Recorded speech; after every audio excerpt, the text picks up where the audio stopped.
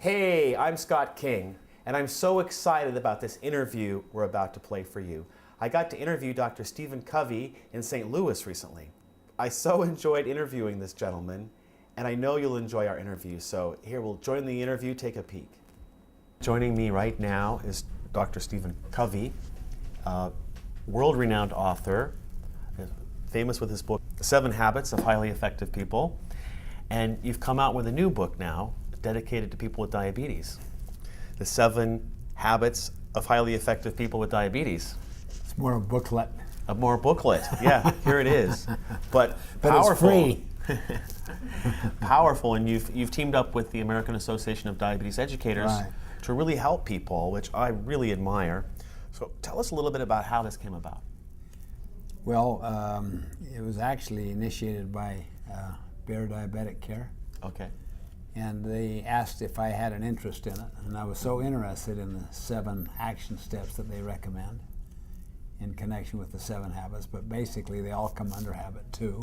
Mm-hmm. You know, begin with the end in mind, what your goals are. Mm-hmm. And so I became interested, and I also am a great believer that our whole society needs to work on prevention rather than just treatment. Mm-hmm.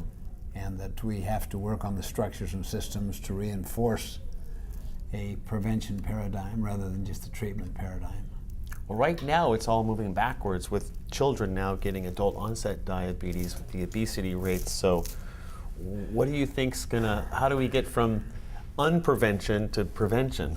Well, that's where the 7 habits come in, because it's all based upon helping the person take responsibility for their own life, and it not only will help them with their diabetes or other chronic problems, it will help them in the totality of their life. Every aspect of their life will be benefited from it because they take responsibility. They try to think through the 4 dimensions of life: the mental, the physical, the spiritual, and the social emotional, body, mind, heart, and spirit, and come up with goals that are important to them. And then if they achieve those goals, and you start small, so that if you make a promise, you keep it, and make it keep a little higher, until your honor becomes greater than your moods. And when you have that kind of integrity, it influences your whole relationship with other people. Okay, your honor becomes greater than your moods. So you're saying if people that are moody, they feel like doing it today, but they don't feel like doing it tomorrow, and they stop. So honor, does that have to do with the promise you've made to yourself? Yeah, right. You make a small one and keep it. Like I'm going to walk in the morning. Or I'm going to eat healthily today, see? Then I make it and keep it, and that gives you a sense of integrity. And that's the source of your personal security. So then you can think win-win toward people. You don't have to think win-lose. You don't have to compete with people, because you have an abundance mindset, not a scarcity mindset. You don't see life like a piece of pie, so if you get a big hunk of it, that means I have less. You see it as something that benefits all of us all of the time. And that's what happens when people have integrity. They have an abundance mentality, but most young people today grow up with a comparison-based identity. Their sense of worth comes from how well they stack up to others. Where's that coming from? Is that the media? Well, I think we are celebrity obsessed, but and I think the media feeds into it, but I think it comes from the whole process of taking character education out of education. Taking what? Character development out of education. And it's not so much a religious thing, it's more of a spiritual thing, that people will find their happiness in service and in integrity, and children will, and they can grow up with that. I mean, our own mission statement, we have in our family, we have a large family. We all wear a band like this. Basically, it's to serve other people. And so the kids grow up with that, and they say that you serve when you have this kind of integrity, see? Now that enables good teams to be formed at home, and then if you have diabetes, you have a medical team.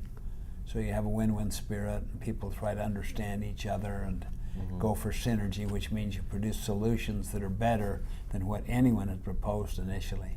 People get very creative, and that's what causes bonding in relationships. And it causes an immune system in relationships, so that no matter what problem comes down the pike, you have the capacity inside that relationship to solve it. That's what I mean, that these principles apply to the totality of a person's life. So I'm going to try to teach to the group today that a negative thing, like a curveball, like diabetes they might be diagnosed with, is really a huge positive thing.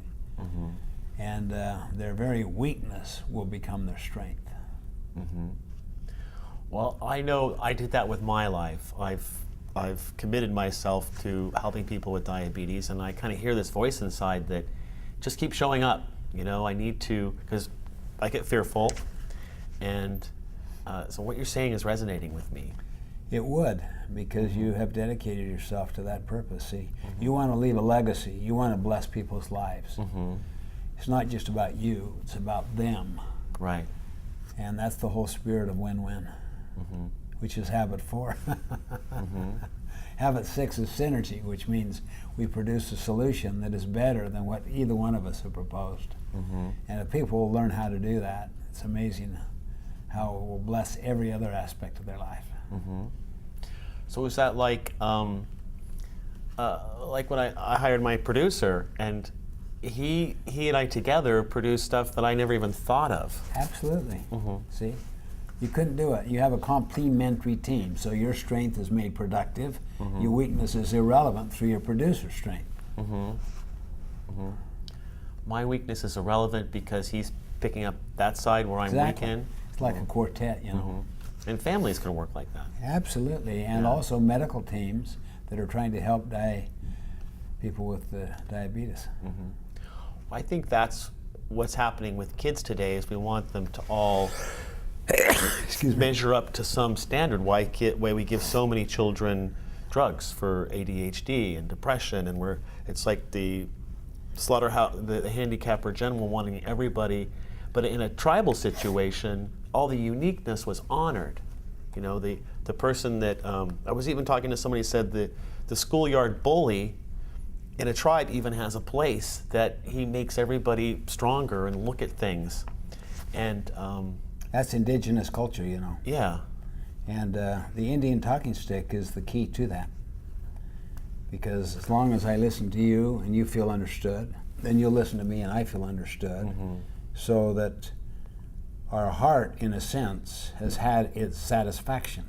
We feel understood. Now we can get creative with our mind, come up with a better alternative. So Indian talking stick communication is the indigenous culture. And the Iroquois Federation taught that to the founding fathers of our country. How did that happen? It was early on in the 1700s, before the formation of the Constitution. I'm convinced that it influenced what took place in Philadelphia. It was a magic time. It was. In interviewing diabetes educators over these last 3 days, one of the questions I asked is, what have you found that really works for you and your patients? And what I heard back every time is, when I listen, the patient tells me, and then everything improves after that. Exactly. And I think it's a bad setup. The doctors don't have time usually to really listen. They're reinforced in another direction, see. What do you mean? Well, the financial whole plan is based on 1.5 minutes with a patient. So you give good patient care in 1.5 minutes. Right. And what air is to the body, to be understood is to the heart. And until what air is to the body, to be understood is to the heart. Yeah. Right. So they stop fighting. Then they start going for synergistic solutions. I wish we could apply this to some of the hot spots around the world where people have stopped listening to each other. Right. I'm working on an effort to do that right now in a huge group of very prominent, highly connected people, to build a better relationship between the United States and the world Arab community. The world Arab? The world Arab community. And Good. These people are Christians and Jews and Islamic people, and they have, they're using Indian talking stick communication, and we literally have produced third alternative solutions that no one would have anticipated, because people feel understood. Madeleine Albright said to me, this would totally transform international diplomacy. All we do in the international diplomacy is figure out who has the power and what compromise can we arrive at. The idea of creating a third alternative that is better than what you proposed or what I proposed, like you and your producer, that's not known in most of that diplomatic effort. Tremendous. Well, I can just see you're glowing. You have hope, and you feel you've been given gifts, and you're just going to keep going. And live life in crescendo. That's my life's motto. So the crescendo is like the end of the symphony when you're. So the most important work's always ahead of you. Never behind you. So how do you live life in crescendo? Never retire. Okay. Retirement is a sick concept. You might retire from a job, but not from extremely meaningful work. Like you're doing extremely meaningful work, so you couldn't retire from I could see doing this my whole life. You know? Absolutely. Yeah. Because it just keeps getting better.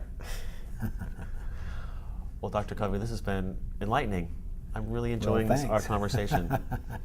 Thanks so much. Thanks so much. Our visit. And I really appreciate what you're doing for people with diabetes. So Thank you. it's sorely needed.